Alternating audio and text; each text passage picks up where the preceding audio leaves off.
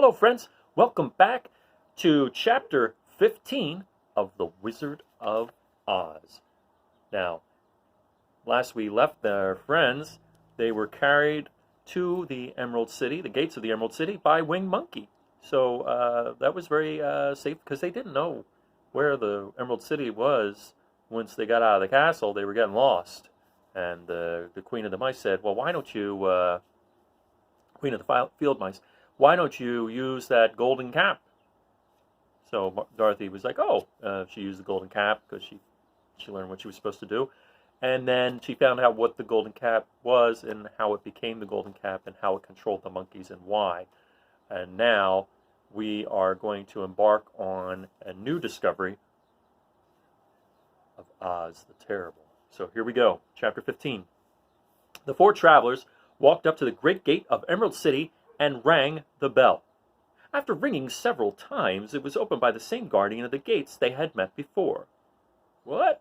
Are you back again?" he asked in surprise. "Do you not see us?" answered the Scarecrow. "But I thought you had gone to visit the Wicked Witch of the West." "We did visit her," said the Scarecrow. "And she let you go again?" asked the man in wonder. "Well, she could not help it, for she is melted," explained the Scarecrow. "Melted? Well, that is good news indeed," said the man. "Who melted her?" "It was Dorothy," said the lion gravely. "Good gracious!" exclaimed the man, and he bowed very low indeed before her. Then he led him into his little room and locked the spectacles from the great box on all their eyes, just as he had done before. Afterward they passed on through the gate into the Emerald City. When the people heard from the guardian of the gates that Dorothy had melted the Wicked Witch of the West, they all gathered around the travelers and followed them in a great crowd to the Palace of Oz. The soldier with the green whiskers was still on guard before the door, but he let them in at once. There they were again met by the beautiful green girl, who showed each of them to their old rooms at once, so they might rest until the great Oz was ready to receive them. The soldier had the news carried straight to Oz that Dorothy and the other travelers had come back again after destroying the Wicked Witch, but Oz made no reply. They thought the great wizard would send for them at once, but he did not. They had no word from him the next day, nor the next, nor the next. The waiting was tiresome and wearing, and at last they grew vexed that Oz should treat them in so poor a fashion after sending them to undergo hardships and slavery. So the Scarecrow at last asked the green girl to take another message to Oz, saying if he did not let them in to see him at once, they would call the winged monkeys to help them and find out whether he kept his promises or not. When the wizard was given this message, he was so frightened that he sent word for them to come to the throne room at 4 minutes after 9 o'clock the next morning. He had once met the winged monkeys in the land of the West, and he did not wish to meet them again. The four travelers passed a sleepless night, each thinking of the gift Oz had promised to bestow on him. Dorothy fell asleep only once, and then she dreamed she was in Kansas, where Aunt Em was telling her how glad she was to have her little girl at home again. Promptly at 9 o'clock the next morning, the green-whiskered soldier came to them, and 4 minutes later they all went into the throne room of the great Oz. Of course, each one of them expected to see the wizard in the shape he had taken before, and all were greatly surprised when they looked about and saw no one at all in the room. They kept close to the door and closer to one another, for the stillness of the empty room was more dreadful than any of the forms they had seen Oz take. Presently they heard a solemn voice that seemed to come from somewhere near the top of the great dome. "I am Oz, the great and terrible. Why do you seek me?" They looked again in every part of the room, and then seeing no one, Dorothy asked, "Where are you?" "I am everywhere," answered the voice, "but to the eyes of common mortals, I am invisible. I will now seat myself upon my throne, that you may converse with me." Indeed, the voice seemed just then to come straight from the throne itself, so they walked toward it and stood in a row. "We have come to claim our promise, O Oz," Dorothy said. "What promise?" asked Oz. "You promised to send me back to Kansas when the Wicked Witch was destroyed," said the girl. "And you promised to give me brains," said the Scarecrow. "And you promised to give me a heart," said the Tin Woodman. "And you promised to give me courage," said the Cowardly Lion. Is the wicked witch really destroyed? Asked the voice, and Dorothy thought it trembled a little. Yes, she answered. I melted her with a bucket of water. Dear me, said the voice. How sudden. Well, come to me tomorrow, for I must have time to think it over. You've had plenty of time already, said the Tin Woodman angrily. We shan't wait another day, said the Scarecrow. You must keep your promises to us, exclaimed Dorothy. The lion thought it might be as well to frighten the wizard, so he gave a large, loud roar, which was so fierce and dreadful that Toto jumped away from him in alarm and tipped over the screen that stood in a corner. As it fell with a crash, they looked that way, and the next moment all of them were filled with wonder, for they saw standing in just the spot the screen had hidden a little old man with a bald head and a wrinkled face, who seemed to be as much surprised as they were. The Tin Woodman, raising his axe, rushed toward the little man and cried out, Who are you? I am Oz, the great and terrible, said the little man in a trembling voice. But don't strike me. Please don't, and I'll do anything you want me to. Our friends looked at him in surprise and dismay. I thought Oz was a great head, said Dorothy. And I thought Oz was a lovely lady, said the Scarecrow. And I thought Oz was a terrible beast, said the Tin Woodman. And I thought Oz was a ball of fire, said the lion.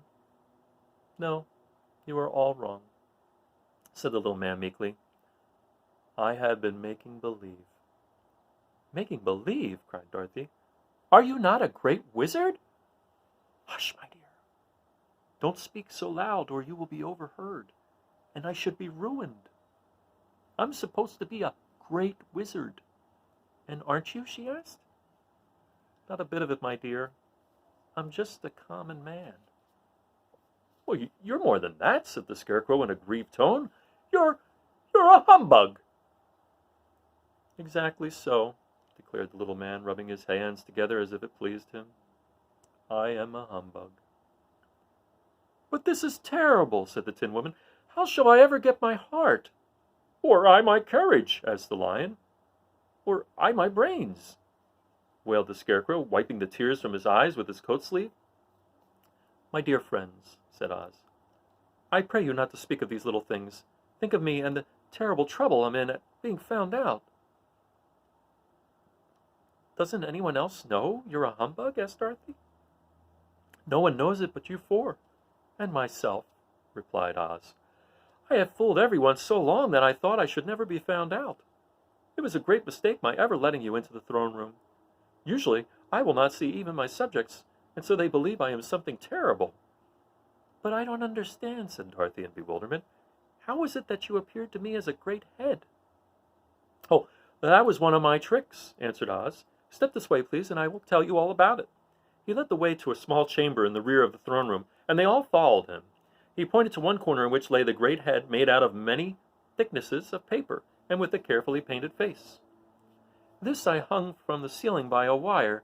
I stood behind the screen and pulled a thread to make the eyes move and the mouth open. But how about the voice? She inquired. Oh, I am a ventriloquist, said the little man. I can throw the sound of my voice wherever I wish, so that you thought it was coming out of the head. Here are the other things I used to deceive you. He showed the Scarecrow the dress and the mask he had worn when he seemed to be the lovely lady, and the Tin Woodman saw that his terrible beast was nothing but a lot of skins sewn together with slats to keep their sides out. As for the ball of fire, the false wizard had hung that also from the ceiling. It was really a ball of cotton, but when oil was poured upon it, the ball burned fiercely. Really, said the Scarecrow, you ought to be ashamed of yourself for being such a humbug. I am. I certainly am, answered the little man sorrowfully. But it was the only thing I could do. Sit down, please. There are plenty of chairs. I will tell you my story. So they sat down and listened while he told the following tale. I was born in Omaha. Why, that isn't very far from Kansas, cried Dorothy. No, but it's farther from here, he said, shaking his head at her sadly. When I grew up, I became a ventriloquist, and at that I was very well trained by a great master. I can imitate any kind of a bird or beast. Here he mewed so like a kitten that Toto pricked up his ears and looked everywhere to see where she was.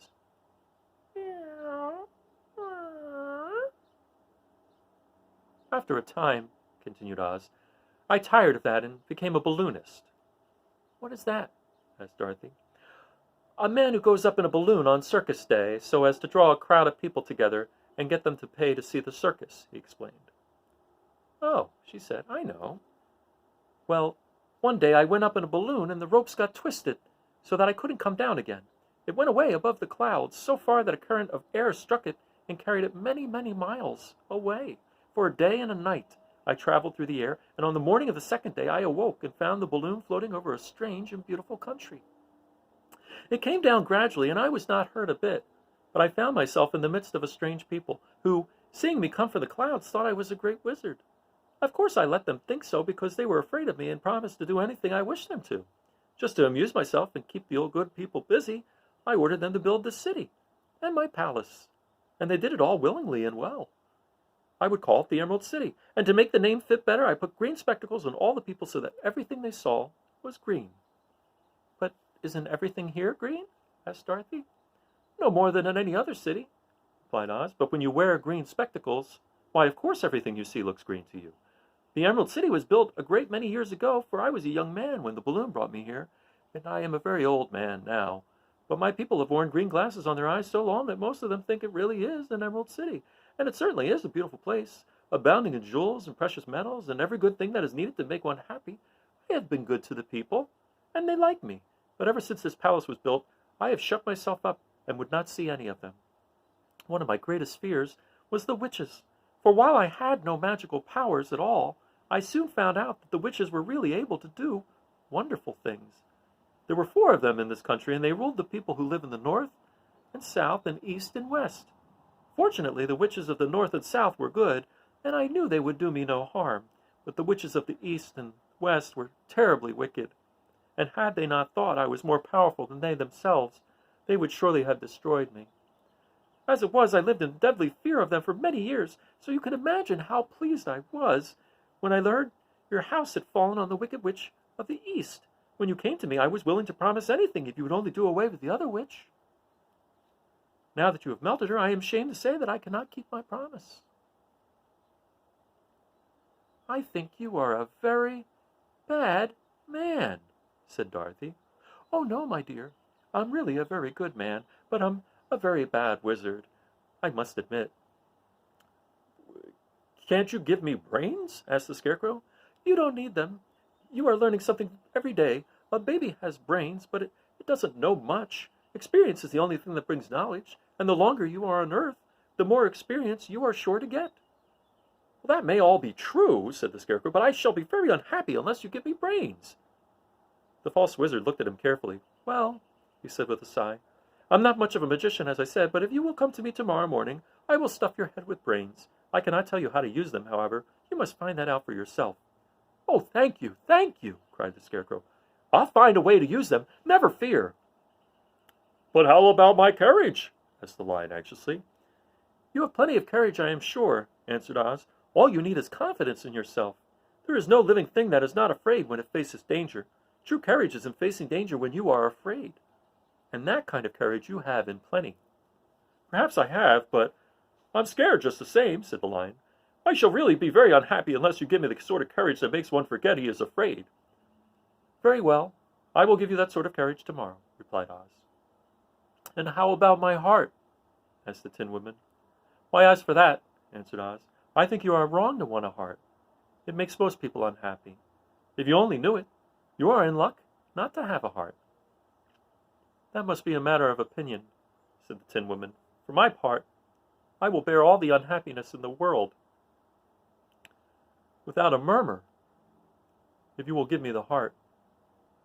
Very well, answered Oz meekly. Come to me tomorrow, and you shall have a heart. I have played wizard for so many years that I may as well continue the part a little longer. And now, said Dorothy, how am I to get back to Kansas? We shall have to think a little about that, replied the man. Give me 2 or 3 days to consider the matter, and I'll try to find a way to carry you over the desert. In the meantime, you shall all be treated as my guests, And while you live in the palace, my people will wait upon you and obey your slightest wish. There is only one thing I ask in return for my help, such as it is. You must keep my secret, and tell no one I am a humbug." They agreed to say nothing of what they had learned, and went back to their rooms in high spirits. Even Dorothy had hoped that the great and terrible humbug, as she called him, would find a way to send her back to Kansas, and if he did, she was willing to forgive him everything.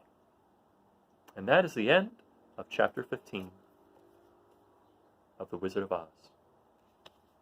And then chapter 16, we will continue next time. And I just lost my page. I'll tell you the name of it in just one second, so you can look forward to it. The Magic Art of the Great Humbug. Okay. Have a good night. Bye now.